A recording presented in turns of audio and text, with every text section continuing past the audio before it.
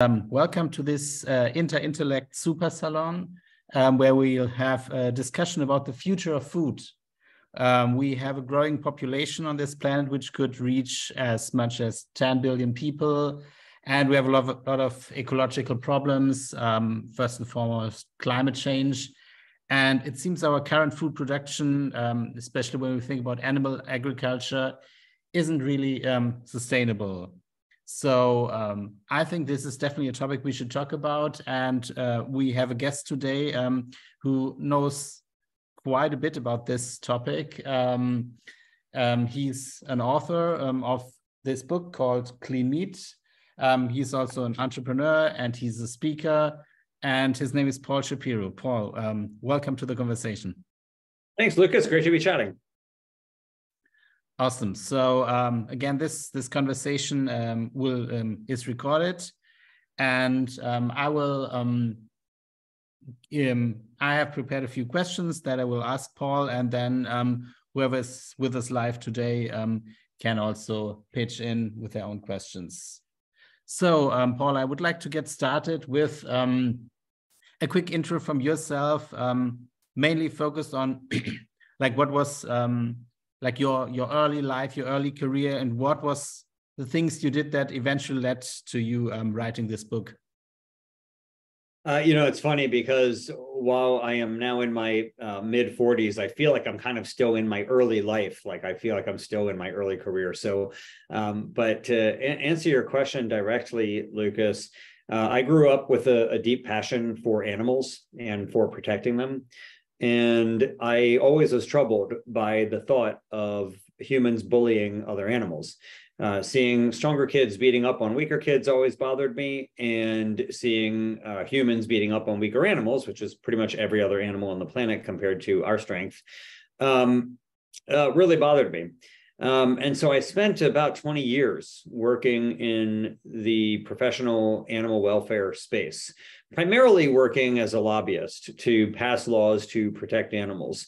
And I'm very proud of the work that I did alongside many other very diligent folks in that space.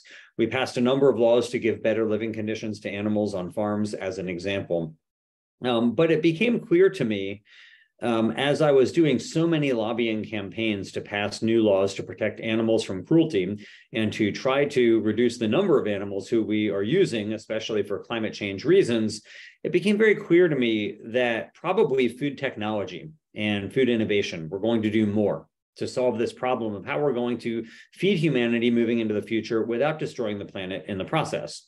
Raising animals for food is the #1 driver of deforestation. It is a #1 driver of wildlife extinction. It's a major driver of climate change, pandemic risk, antibiotic resistance, and more.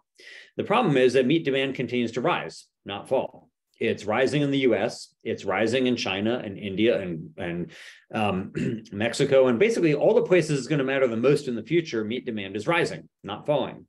And we thankfully have a lot of people on the planet who are escaping poverty and joining the middle class, hundreds of millions of people. That's good news, of course, but it does mean that they will be eating more meat, which means that there will be a lot more deforestation associated with their diets, and a lot more wildlife extinction, and a lot more climate changing emissions. So the question is, how can we feed the current people on the planet with a diet that they want, which is a meat-heavy diet, let alone all the incoming people who are also going to want to eat a lot of meat, without destroying the planet? We only have one planet. It's not getting any bigger. Humanity's footprint on the planet is getting a lot bigger, but the planet itself isn't getting any bigger. We're not going to be farming the moon. We're not going to be farming Mars. We have one planet to farm right now. And we shouldn't deforest the rest of it simply so we can eat more and more animals. So the question that I had was, well, what can we actually do? And I wasn't really sure. The laws that I was passing and being a part of teams that were passing were designed to give animals better living conditions, which I think is very important, but they weren't actually getting to the root of the problem, which is raising and slaughtering tens of billions of animals a year. So I thought, well, maybe I could attract more interest to this space if I would write a book. And I thought, you only get one chance to make a first impression.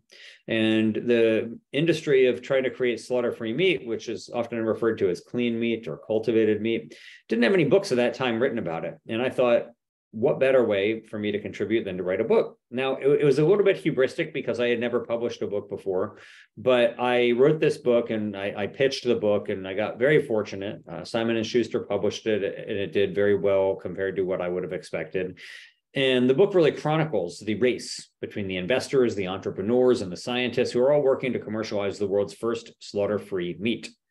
And after I was done with the book tour, I had a choice. I could continue to write about the people who I thought were going to solve this problem that had animated my life for the prior 2.5 decades. Or excuse me, yeah, the 2.5 decades. Or instead of just writing about them, I could become one of them. And I chose the latter. And I, 5 years ago, started a company with my friend that's called the Better Meat Co. And we are now working to commercialize biotechnologies that can recreate the meat experience, but without animals. So that's really the history for me, Lukas, of how I came to be where I am today. I'm writing this book and running a company in the space. The problem is very far from being solved. Meat demand continues to rise, not fall. But I am optimistic that the technologies that are being advanced today will help to ameliorate that. Yeah. So yeah, thanks for that good introduction. And yeah, I certainly hope it's still early career for you, and that I think you have a lot of things that you can still create. The only reason I phrased the question this way is that I really wanted to talk about your current venture, the Better Meat Co, a bit later, and maybe Sure. first focus a bit on the things that that you have written in the book. And one thing that, or maybe two things that I liked about the book. So I had already researched a bit about the space. I certainly didn't know all the companies, but I knew about the different approaches. So for me, really, two things were mostly interesting about this book.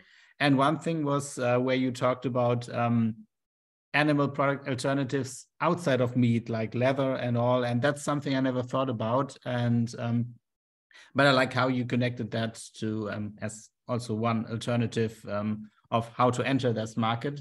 And also liked how you told the stories of of like the whole community, about the entrepreneurs creating these companies, about the institutions, and how all this ecosystem works. And I found this like really interesting. And but then the book, it was written in 2018, and which is also like really interesting because in the beginning, even in the first chapter, you talk about pandemics, and there was pre-COVID. And yeah, in this book, you talk about different approaches. You talk a bit about plant-based meat, which is already quite big, and you talk about the clean meat, like the cellular approach, but also different approaches, like the what is called acellular architecture, or like fermentation-based approaches. So for someone who doesn't really know the difference, like what would be a good way to explain it to someone? Okay, what is truly the difference between these approaches to cleaner meat?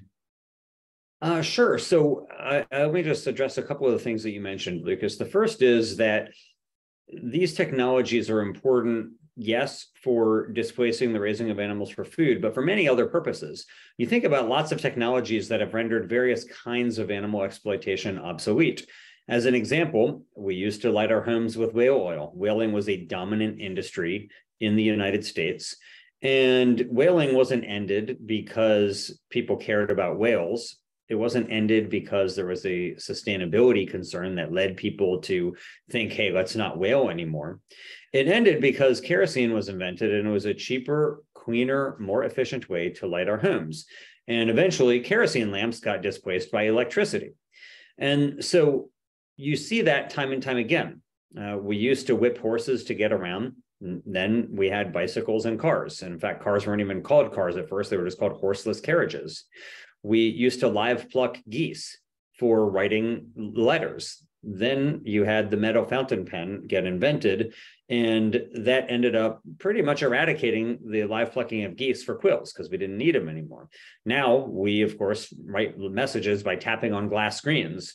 But the metal fountain pen really was what liberated geese from that really horrible fate, just like cars and bikes liberated horses, and just like kerosene and ultimately electricity liberated whales.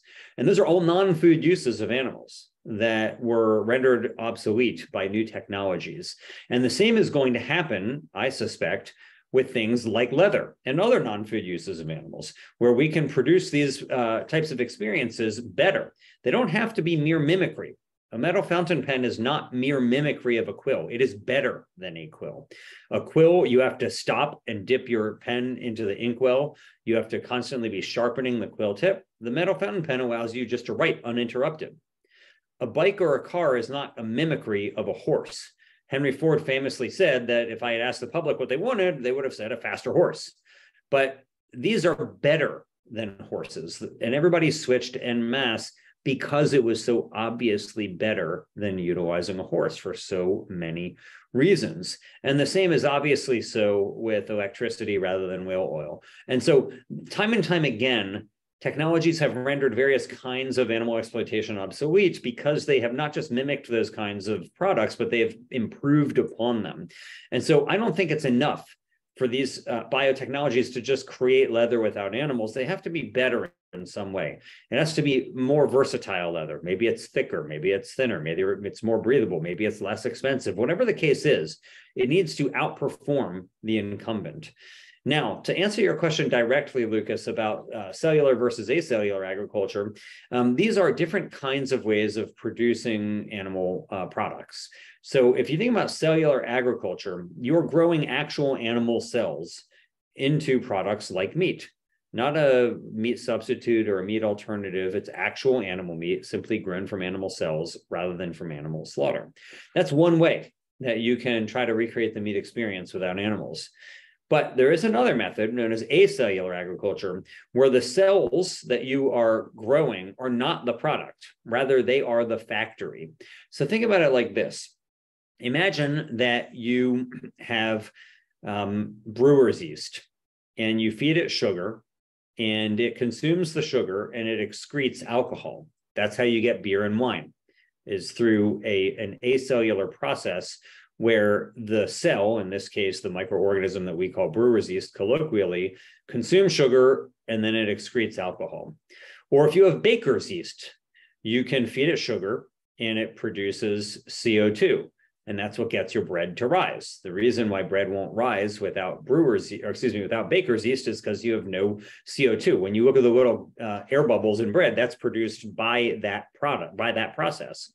And so then imagine if instead of a yeast that expressed CO2 or alcohol, like baker's yeast and brewer's yeast, what if you could have a yeast or some other microorganism that actually produced real animal proteins? I don't mean things that are similar to animal proteins. I mean real actual whey protein or casein protein or egg proteins. And that's what acellular agriculture is, where you're using the cell as a factory to produce something else. Like you're using the chicken for the eggs rather than for the chicken. And that's what acellular agriculture is. And there are companies like Perfect Day that are producing right now and selling products of acellular agriculture, where they are selling milk products, for example, real cow milk proteins. If you are allergic to cow's milk, you are probably going to be allergic to this too. And that is the direct result of an acellular agriculture type process. Now, there are other ways of recreating meat experiences without animal proteins altogether at all, but we can talk about those in a little bit as well. When you look at these different approaches, how do you see a market potential for like hybrid products that combine some of these things? Because, for example, what I've often seen, there are like products, especially I think Quant did this with some products where they say these products aren't like fully plant-based. They use like milk or eggs in their products to create like a mock meat. So is that something where you think, okay, maybe that could also be one way to create meat, is by combining products of acellular architecture with plant-based, or also like creating other sorts of hybrids and really creating like novel foods? Yeah, I'm a big fan of hybridization. I think it does a lot. So you mentioned corn, which is QUORN, the British company that uses microbial fungi fermentation to create alternatives to meat. And oftentimes they mix it with egg whites as a texturizing agent. And they don't always do that. Now, some of their products are vegan, but oftentimes they do. There's other companies like Purdue Farms, which is a major chicken company in the United States, that markets a product that's called Purdue Chicken Plus. The plus is that this is chicken that's been enhanced with plant-based nutrition. So it's 50% chicken, 50% plant-based, but you can't tell the difference. You eat it and you think you're eating a fully chicken nugget, but it's much better for you and for the environment. Less saturated fat, less cholesterol, fewer calories, but it tastes the same. And we already have lots of other examples of this working. So, for example, when you put gas in your car today, you don't contemplate it, but it's not all gas. It's probably 10 to 15% ethanol. And there's a lot of debate as to what the effect of putting that in there is, but it's irrefutable that gas has become hybridized with something else, with a non-fossil fuel product, in this case, probably corn-based ethanol. And gas now is permanently hybridized by federal mandate, basically. And maybe something like that will happen with meat, where it'll just become the norm. That, in the past, meat has been synonymous with basically a hunk of flesh from a slaughtered animal's body. But maybe in the future, meat will have a different type of connotation. Maybe meat will, yes, mean slaughtered animal's flesh, but maybe it'll also mean hybrids of plant proteins and animal proteins, or maybe it'll be the products of animal cell culture, or maybe it won't be animal-based at all. Maybe meat will be made from plants or fungi or some combination thereof. And so I actually look forward to a future where the view of meat is far more diverse and interesting than it is today. Yeah, that sounds good to someone like me who likes to eat meat. But then a lot of the a lot of the feedback that often comes is that people say, "Oh, why do you need to reinvent meat? So you should either eat the real thing or you should just become a vegetarian or a vegan." And so, what would you tell these people who say, "Okay, why shouldn't we just all become vegetarians, or we should just reduce the meat and then maybe eat it once a week like we used to do"? What would you tell a person who criticized the whole clean meat movement with these arguments? Well, first of all, that would be great. If people did that, we wouldn't have to go through all of these steps to create clean meat. The problem is that's not what people were doing. People were eating more meat, not less. If people were going to eat meat one time per week, as you just suggested, Lukas, there really wouldn't be a big need for this type of technology. And certainly, if people were going to all become vegetarian or vegan, you wouldn't even have to think about it, right? But that's not what people were doing. Meat demand is forecasted to rise, not fall, and it has been rising very rapidly, rising like a rocket, in fact. And so I would love it if people wanted to walk and bike more, but people seem to really want to drive. So it's important to make cars that don't rely on fossil fuels. Well, similarly, I would love it if people wanted to all be vegetarian. That would be great. Unfortunately, people really like to eat meat. And so we have to provide that experience for them. Now, maybe it can be done through plant-based meats. Maybe you don't need to grow animal cells. Maybe you can, have products like the Impossible Burger and so on that can actually satiate the meat tooth, so to speak, of the average human consumer. But I don't think you want to bet it all on one thing. Just in the same way that fossil fuels are such a problem for humanity, we need lots of alternatives. You want wind, solar, geothermal, nuclear, etc. Well, similarly, factory farming of animals is so problematic that we want lots of alternatives. Yes, we want plant-based meats. Yes, we want people just to eat less meat in general. Yes, it would be great to have more hybrids and so on. And you want animal cell culture. That's just one more way to do it. I'm not saying it's the only way, but it is an important way and worthy of exploration. Awesome.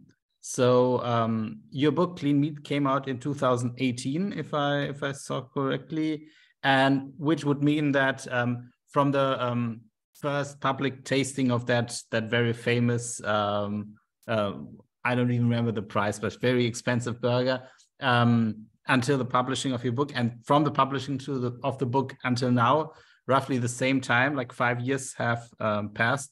So what do you think, or how would you see how has the market and the whole industry evolved since that book was released?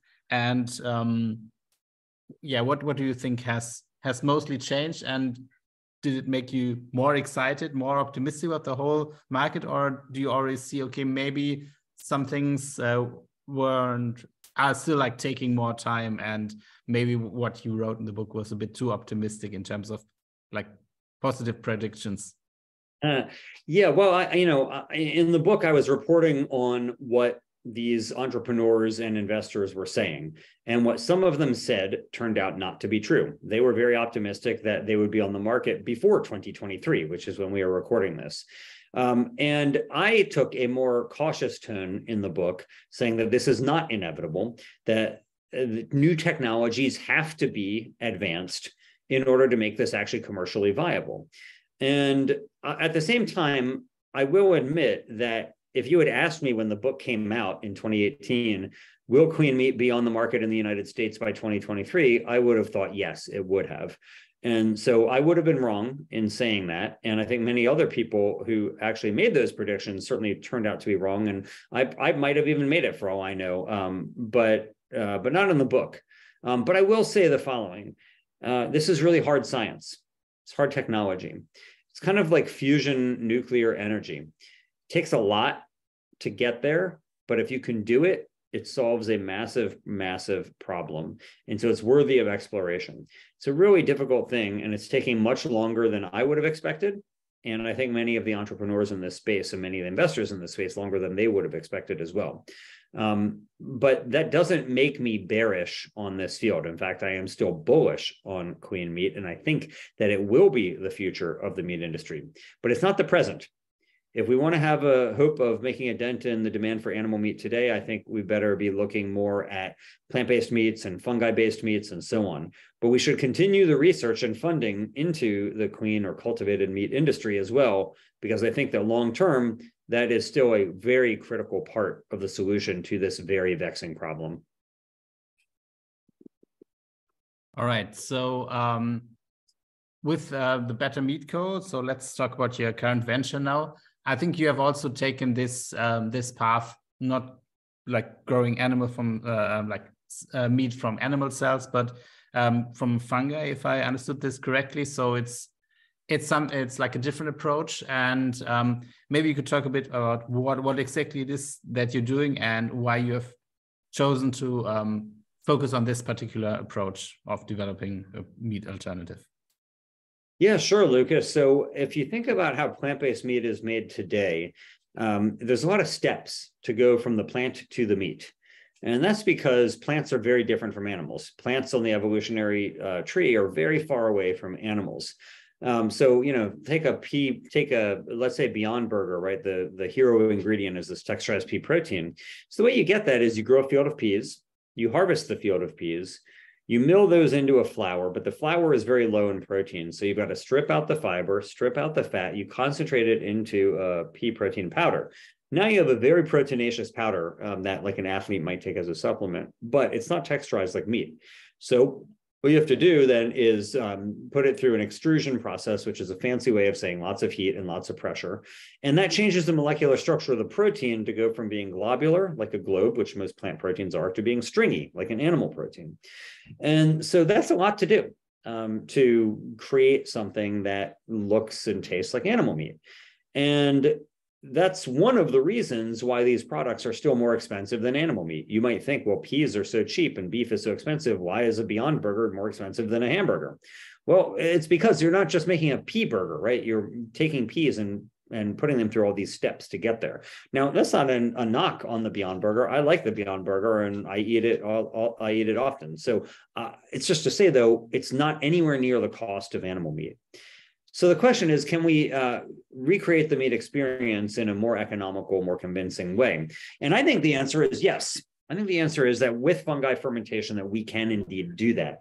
And the way to do that is what we at the Better Meat Co. are doing, which is to take certain kinds of fungi, subject them at the microscopic level, subject them to a special kind of fermentation that transforms them within less than one single day into a whole food meat textured product that on its own not only has the texture of meat, but has more protein than eggs, more iron than beef, more potassium than bananas, more fiber than oats, and it naturally contains vitamin B12, which is typically lacking in a plant-based diet. And so here you have a product that in its whole food, all natural, unprocessed state does a great job of mimicking the meat experience, and just through fermentation alone. And so when you think about plant-based meat versus animal cell cultured meat, there is another way, which is fungi fermentation. And in fact, that's what corn, who we were talking about, does with their product. But the species they use and the process they have requires them to add many other ingredients to make it into something that is like meat. What we do at the Better Meat Co. is make something that's like meat straight out of the fermenter. And we're very proud of the process that we've pioneered. And we still have a long way to go to scale up to a commercial level, but we're making real gains. What is your prediction? And I mean, you said like a lot of these predictions also that others have made are it's like very hard to predict how long it takes to commercialize the process. But what do you think for your own product? When will that hit the shelves? Yeah, well, we're well beyond bench scale research. Already, more than 10,000 people have eaten our product that we make through fermentation here. So, we're not just fooling around at the bench in the lab. At the same time, we don't have the capacity to serve millions of people yet, which is really what we need. And really, we should be serving billions of people. So I think that that's probably about 18 months away for us, but it's dependent on capital. It's a capital intensive process, and we've got to have the necessary capital to actually make it to get to a place where we can be selling commercial quantities here. All right.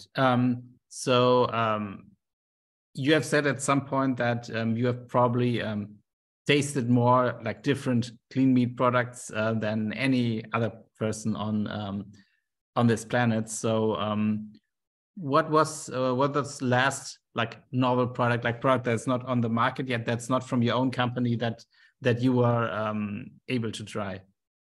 Well, first, let me just make sure I'm being clear on what I am claiming. And I'm claiming it without evidence. I claim it just because I believe it to be true, without knowing really whether it's true. But I think I probably have eaten a greater diversity of species of cultivated animal meat than anybody else. And because a lot of these people working in these companies might have eaten a greater quantity, but I think I may have had a greater diversity of species. I'm not sure. But the last thing I ate was actually at Wild Type, which is a cultivated fish company. And they gave me some salmon sushi, and it was delicious. It was real salmon cells that they grew, and it was on a ball of rice, and it looked just like salmon sushi to me, and it tasted phenomenal. I loved it. So there's a good number of companies trying to make fish without having to take fish out of the water, whether it's companies like Wild Type or Blue Nalu or others. And I'm rooting for their success. This is going to be some time before they're commercially producing, but I am rooting hard for them. And I think that we should see their products in the market, hopefully in the coming years, so that we can start leaving more and more fish in the sea. Yeah. Is the process of like creating fish compared to, let's say, beef or chicken, is it very different, or is it very, very similar? And would you say it's more or less complicated? It is different. And I'll give you just a couple of examples. So fish are, of course, cold-blooded, whereas birds and mammals are warm-blooded. And what that means is, one of the key costs of growing meat without animals is the energy that you need to put into the cultivator. Well, when you're dealing with a cold-blooded animal, you can have a much lower temperature because the cells need to feel like they're in the body, right? So if you were trying to grow human meat, you'd want it to be at the temperature of a human body, like 98 degrees Fahrenheit. But if you wanted to grow fish cells or fish meat, you would need it much less. You'd need to put in much less heat because these fish cells are accustomed to living in a cold body, or a cold-blooded body, rather. So that's just one example of how it is definitely different to grow fish cells than it is to grow, let's say, cow or pig or chicken cells. Awesome. So I wanted to ask you about the relation between you and the effective altruist movement, because I think the effective altruist movement is also like very big on the area of animal suffering, and a lot of these organizations like the Good Food Institute, and so they are associated with the EA movement and also climate change. Even though it's also like very mainstream, so it's not so focused in the EA, but it's certainly one of the course areas. So I wanted to ask about your relation to the EA movement, and if you think like the EA community is like right now, because there's a lot of talk about like existential risks from AI and all. So if you think they are putting, if they are putting enough emphasis on animal suffering and the environmental impact of factory farming as their course areas. Great questions. Thank you. So first, I have considered myself a utilitarian long before the term effective altruism was coined. And, I've lived my life in such a way as to try to do the most amount of good and the least amount of harm that I can. And that includes long before the term effective altruism was coined, I was, donating a third of my salary to what I perceived as effective charities trying to reduce the amount of suffering in the world. And I still donate today. I'm not really an active participant in the actual like social circle of the effective altruists. I'm certainly friends with many people in that community, but it's not like I attend the conferences or anything. But I'm very sympathetic to that point of view of the world. And it is something that I admire a lot. Now, there is a very big trend in the EA community in recent years to focus more on long-termism and existential risks that has taken away a lot of emphasis on the problems here on the planet today.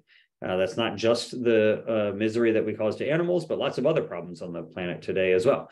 Like the EA movement became popularized by thinking, hey, you can help prevent people from getting malaria today with bed nets as a very effective intervention, or cure people of blindness in the third world with like glaucoma surgeries and so on. And so, those are the types of things that really made it very appealing to a lot of people to get involved in it. Now, the idea for a lot of EAs is essentially we should really be thinking about the trillions of potential future lives, centuries into the future, who you'll have no relationship to. And while it's very counterintuitive, I don't necessarily think that's a reason to discount that. And I am concerned about the future as well, obviously. But it's very hard for me. Maybe it's only emotional and not logical, but it's very hard for me to discount the unmitigated misery that we are inflicting upon billions of individuals who have committed no crime today. And it seems pretty convenient to wash our hands of that and say, hey, we're going to only focus on helping hypothetical persons long into the future. And oddly, I never hear about people thinking about future animals. It's always about the future of humanity. Whereas, of course, there are vastly, vastly, vastly more non-humans than there are humans. And if we do think about non-humans in the future, usually it's some type of AI that we're asking whether we should be concerned about its welfare or not. And so these are not questions that I claim to have answers to. They are not things that I am saying, hey, I think these folks are wrong-headed on this. But I do wish, and I think the implication of your question suggests my thinking on this, which is we need to provide some type of humility in thinking, maybe we can't affect the future as much as we thought, or maybe we should also be concerned, just as a principle of caution, about the suffering we're causing today. And I really believe that the suffering of animals is so vast, the human-caused suffering, forget about the other suffering, which many in the EA community are increasingly concerned about, like wild animal suffering, but just the human-caused suffering alone of billions and billions of animals on factory farms, and really trillions of animals over the years, if you look at the animals who are harming in the oceans as well. We need to do something about that. So yeah, I'm an admirer of the EA community. I'm very aligned with much of its thinking, even if I'm not an active participant in that community for the most part. But I really think that there should be more emphasis on trying to minimize some of the extraordinary agonies that we are causing to astronomical numbers of sentient beings today. Yeah.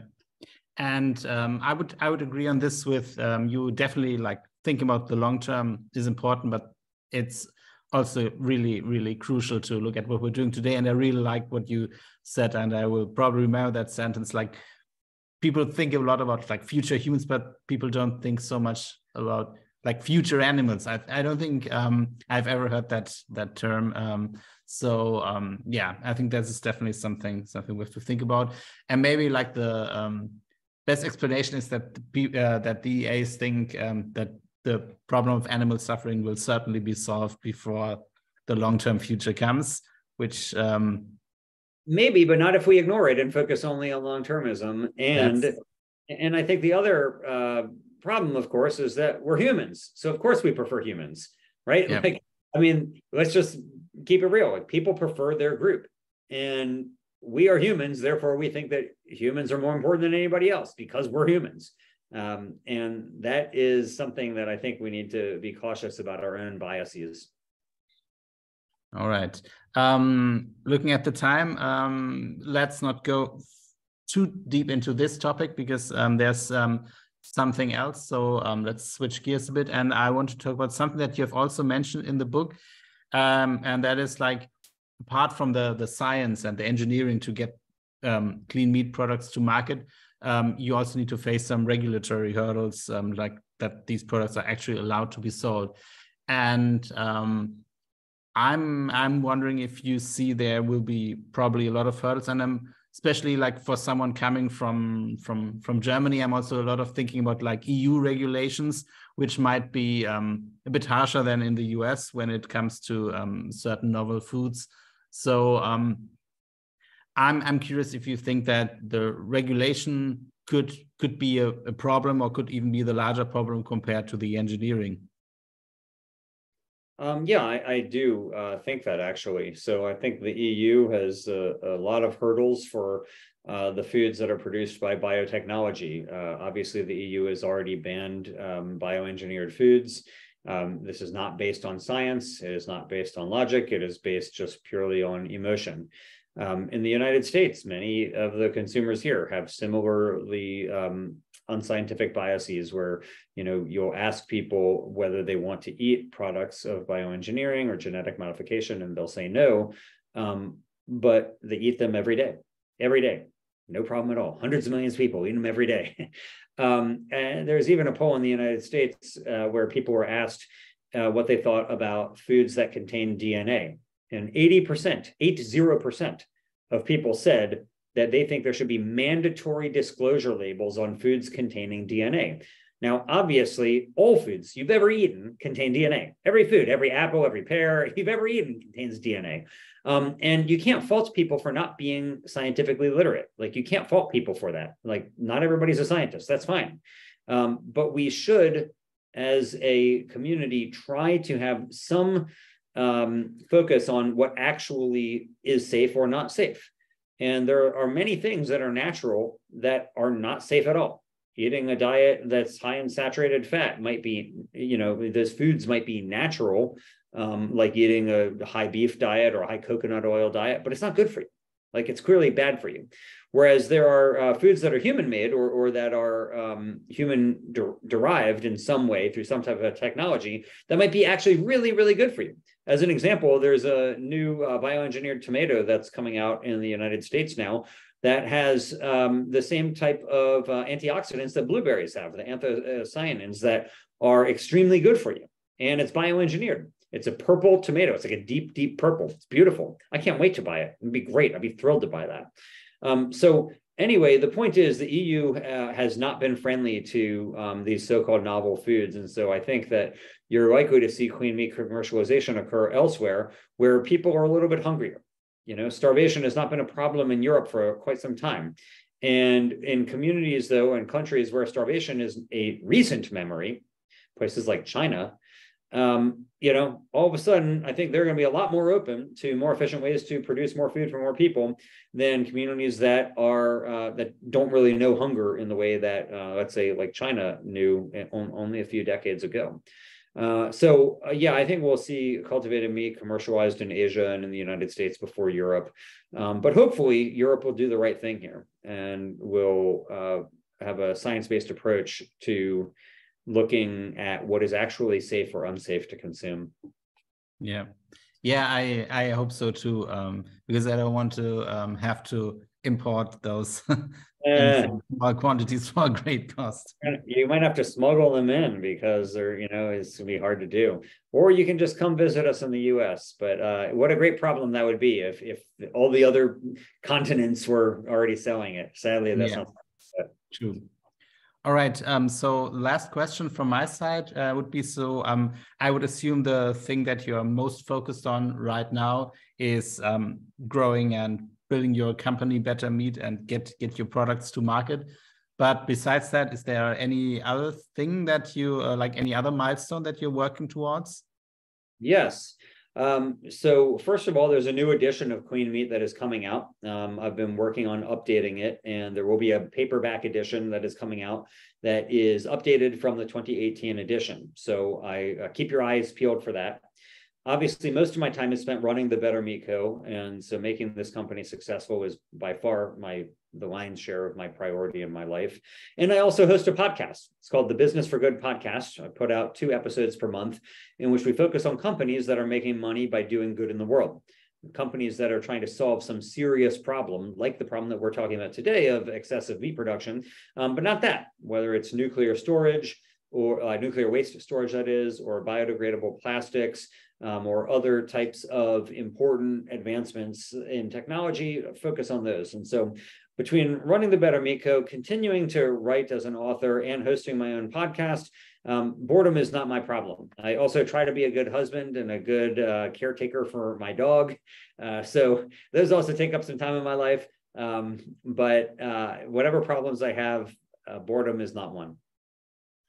Yeah, you certainly strike me as one of those people who don't really know what boredom is. And yeah, I wish you success in all these endeavors, and I can't wait to try Better Meat products at some point in the future. Your lips to right. So this was all from my side. So yeah, this could be a good opportunity to open the conversation more broadly. Jack, what questions might you have? You can take yourself off mute here. Yeah. One question I had is, when I hear the phrase clean meat, I generally get the impression that's referring to clean, like from an ethical perspective. But I also see a lot of concern from people when it comes to factory farmed meat about things like antibiotics or environmental contaminants from large farming processes.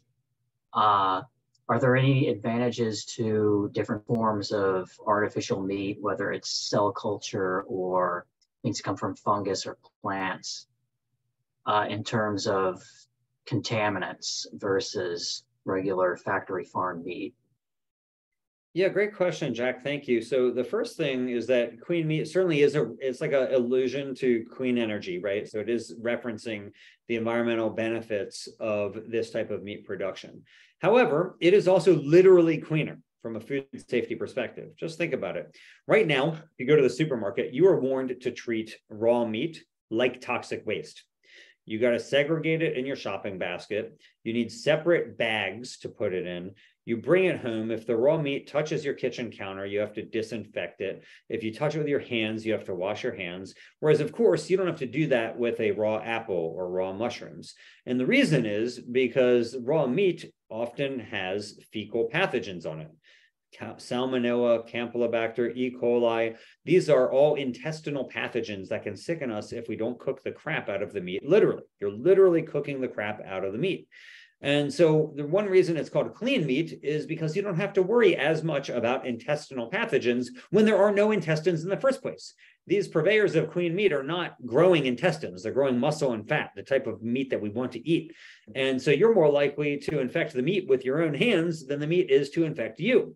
And so then you add to it the fact that you don't have to use antibiotics like you referenced, which are pervasive in the animal agriculture industry. And you can see why this is cleaner in many respects of the word. So yes, it's cleaner for the environment, but it's also cleaner for us.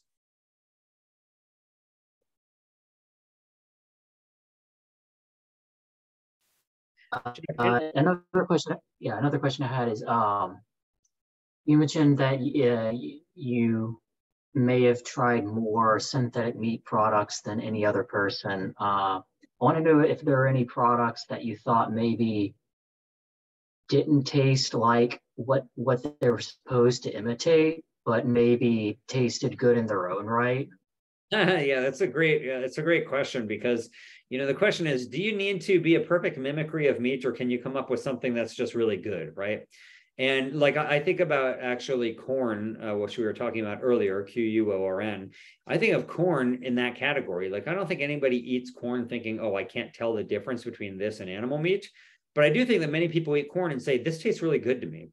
It's like tofu. Like I like eating tofu, but I don't ever think, oh, I can't tell the difference between this and meat, right? Like you eat tofu because you like tofu. And so there have been some products where I have thought, hey, it's not a perfect mimicry of meat, but it's still pretty good. And one of them, was, as an example, was about 5 years ago or 6 years ago, I ate a product that was, it was a type of fish, a cultivated fish product, but it was mixed with potato. And so it was like, I don't know if it was like half potato or what, but it really, you could tell like it was like mashed potato in there, and it was cool. It's kind of like a fishy potato, which not that bad. But I didn't think it was like fish, but I did like it. And it was fried, which makes anything better, obviously. But I thought, it's fine. Any other questions, any other comments, any other thoughts? So I'll make sure if there's anything else that we get to that, and if not, that's fine too. But Jack, do you have anything else you want to raise while we're here?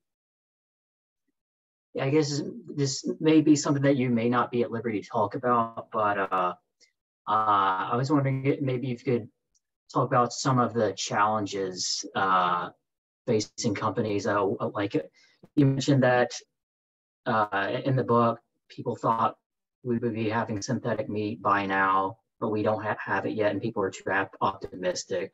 Maybe you could talk about some of the reasons that some of the roadblocks they've hit along the way. Well, yes, there are many. One of them has been the difficulty of scaling, of taking, you're basically taking pharmaceutical technologies and trying to put them in a food type setting, right? Which means you need to make them dramatically less expensive. People are willing to pay a lot of money for medicine. They're not willing to pay a lot of money for food. So that means that you have to take things that are typically done on a small scale and put them into really, really big scale. Nobody's ever done that before. Nobody's grown mammalian cells in like 100,000 liter bioreactor before. It's just totally different. It's an uncharted territory. And so if you look at many of the companies in this space, they can produce these foods in the lab, but they have a much harder time producing them in a food production facility. That's one example of ways that have been really challenging. Another is the lack of regulatory approval. Even today, the USDA and the FDA have not given a total green light to start selling these products on the market. There's only one place on the planet where clean meat is being sold, and that's in Singapore by Eat Just. So there is a lot of regulatory problems and technological problems that need to be overcome before you start seeing clean meat enter the market in any meaningful way.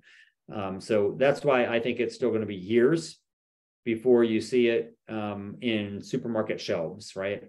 You might see it on restaurant menus in a limited time offering type of way, in the way that you do in Singapore. But I don't believe that you're going to see it on Costco shelves for some time to come.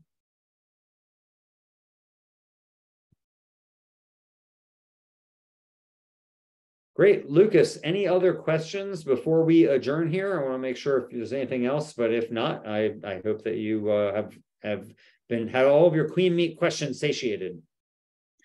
Yes, certainly. So from my end, this was a really great conversation, and I can't wait to share the recording, because I think this is like really crucial topic for our future, and I think there have been a lot of good insights that you have given, and I want to thank you again for taking the time for this conversation. It's my pleasure, Lucas and Jack. Really great to talk with both of you. And it is really important for both the future, for the long term, but also for the short term. And we'll get that message out there. So thanks so much. And I really appreciate all that you all are doing to help build a better food future. All right.